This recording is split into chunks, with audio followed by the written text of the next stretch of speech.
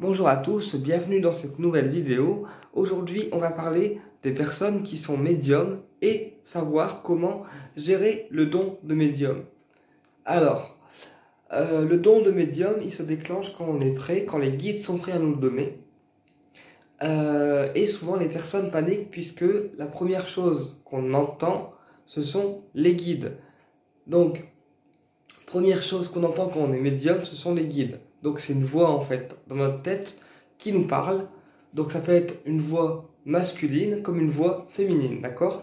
Ou alors une voix monocorde, c'est-à-dire elle aura ni l'apparence masculine ni l'apparence féminine, mais ça sera une voix qui restera neutre, d'accord? Et souvent les guides quand ils nous parlent, c'est très solennel. C'est pas des chuchotements, c'est vraiment très solennel. Ils arrivent d'un coup et ils nous disent il faut faire ça, il faut aller à telle direction, il faut que tu te soignes à tel endroit. C'est une voix qui est très solennelle la plupart du temps, les guides. Et souvent, les personnes pour qui la médiumnité elle démarre, ils sont perdus parce que entendre des voix, c'est pas très commun. Et du coup, ils se demandent s'ils sont pas fous ni folles. Alors, non, rassurez-vous, la plupart des personnes sont médiums. C'est juste que chez certains, l'intuition est moins réveillée que chez d'autres. D'accord? Parce qu'il y a des personnes qui ont de la médiumnité mais qui ne font pas confiance à leur intuition et du coup c'est ce qui fait que le canal médiumnique ne s'ouvre pas, d'accord? Puisqu'on n'a pas confiance en soi. Et donc du coup forcément les messages des guides ils peuvent pas passer correctement. Ensuite, quand on est médium, il arrive également qu'on voit l'astral. Donc aussi bien le haut que le bas astral, d'accord? Comme parfois aussi, certains médiums ne voient pas du tout l'astral, mais par contre ils ressentent les présences des entités. Et donc là, c'est encore pire parce que pour les personnes qui ne voient pas l'astral, on n'a pas de visu sur l'attaque en fait qui nous est lancée. Donc là, pour ces personnes-là, je leur conseillerais de se former à la technique de dégagement, d'accord? Et aux rayons sacrés pour justement avoir accès finalement à l'astral.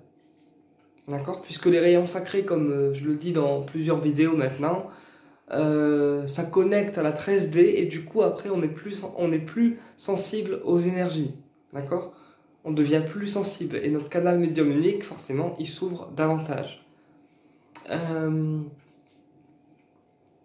Et puis aussi quand on est médium, alors il y a plusieurs formes de médiumnité, il y en a 500 au total.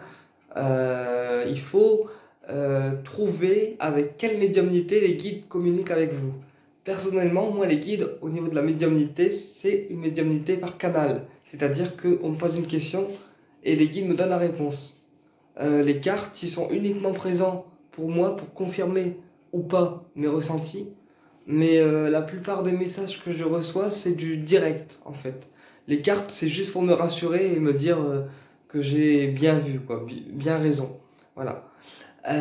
C'est juste pour apporter la confirmation. Comme certains travaillent avec les runes, certains travaillent avec le pendule, certains travaillent avec les coquillages, et bien chacun de nous a son support pour confirmer ou non ses ressentis. D'accord?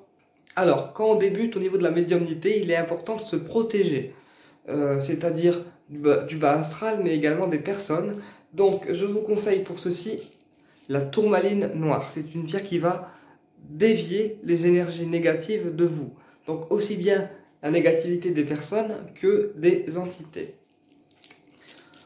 Ensuite, pour vous protéger quand vous êtes médium, je vous conseille également la labradorite, puisque c'est une pierre qui protège, elle a un effet éponge et elle va éviter en fait d'absorber toute la négativité qu'on peut emmagasiner en recevant nos clients, ou aussi si on est très empathe, ça peut aider à moins prendre les choses à cœur, donc moins prendre les choses pour soi. Et puis une bonne pierre aussi à conseiller au niveau de la médiumnité quand on débute, c'est la dumortierite. Alors la dumortierite, c'est une pierre qui va ouvrir en fait plusieurs formes de médiumnité chez vous. Et du coup, grâce à cette pierre, vous saurez quelle médiumnité vous correspond le mieux. D'accord? Mais après, la médiumnité et les dons psychiques c'est pas une course, si vous voulez. On a les dons quand on doit les avoir. Il faut pas chercher à les avoir. Moi, j'ai rien cherché. Et puis, bah, les dons sont venus tout seuls. Donc, les dons viennent au fur et à mesure. Et si on doit rien avoir au niveau psychique, on n'aura rien. D'accord? Mais nous, les personnes handicapées moteurs, on utilise plus nos facultés psychiques pour se défendre, mais aussi pour aider les gens. Parce que comme on est bridé au niveau physique, c'est le mental et le psychique qui prend le dessus en fait. Donc c'est-à-dire que nous avec la tête, on peut tout faire, puisque l'esprit a un pouvoir immense. Et pour moi, ça vaut beaucoup plus qu'une pierre, ça vaut beaucoup plus qu'une bougie. L'esprit, il n'y a rien de tel pour bien vous protéger. D'accord? À condition de savoir le faire et de formuler vos demandes dans l'amour correctement. D'accord? Ensuite, pour exercer la médiumnité ou tout travail de lumière, d'accord, tout don, tout travail de lumière, on doit être dans l'amour, puisque quelqu'un qui exerce son métier avec, par exemple, intérêt financier ou autre, bah, ça vibre très mal et vous risquez de ne pas attirer des énergies d'amour, mais plutôt des personnes qui seront très dépendantes au niveau financier. Ou des clients qui seront très financiers en fait. D'où l'intérêt d'être dans l'amour, de ne pas être dans vraiment le financier. Il faut vraiment faire les actions de la vie en général avec amour. Et c'est comme ça qu'on va diffuser l'amour autour de soi. Que ce soit dans nos consultations, d'accord, dans nos facultés psychiques ou autour de soi en général. D'accord?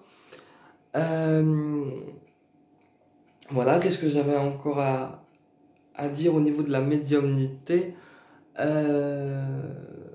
Et puis parfois c'est pareil, parfois j'ai certains médiums qui me disent « Ah ben mon troisième œil il me fait mal, mon troisième œil il me fait mal ». Alors oui, quand le troisième œil, donc ici, d'accord, ça fait mal, alors le chakra du troisième œil, c'est l'œil intérieur qui permet d'avoir les visions, les flashs, d'accord, et toutes les informations, on va dire, médium uniques. Et donc, quand le troisième œil fait mal, d'accord, eh bien c'est que on vous intègre une autre capacité, un autre don, et que Métatron ou les guides vous ouvrent en fait ce troisième œil pour pouvoir rentrer la capacité à l'intérieur de vous. Vous l'intégrez en fait. Alors le troisième œil, au niveau de la couleur, le troisième œil il est violet, d'accord, ou bleu pour certains. Moi je le vois bleu, mais bon, pour certains troisième œil il est violet. Après, ça dépend de comment vous le voyez vous. Mais moi, le chakra du troisième œil, je le perçois en bleu. Marie-Hélène, elle le perçoit plus en violet. Mais après, c'est chacun ses perceptions. Moi, le troisième œil, il est en bleu. Voilà. Et donc, ce troisième œil, c'est l'œil intérieur.